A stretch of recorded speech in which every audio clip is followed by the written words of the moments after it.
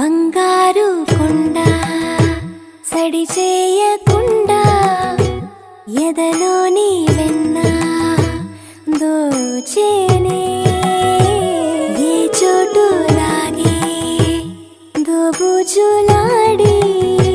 దరి చేరకుండా కాంచేనే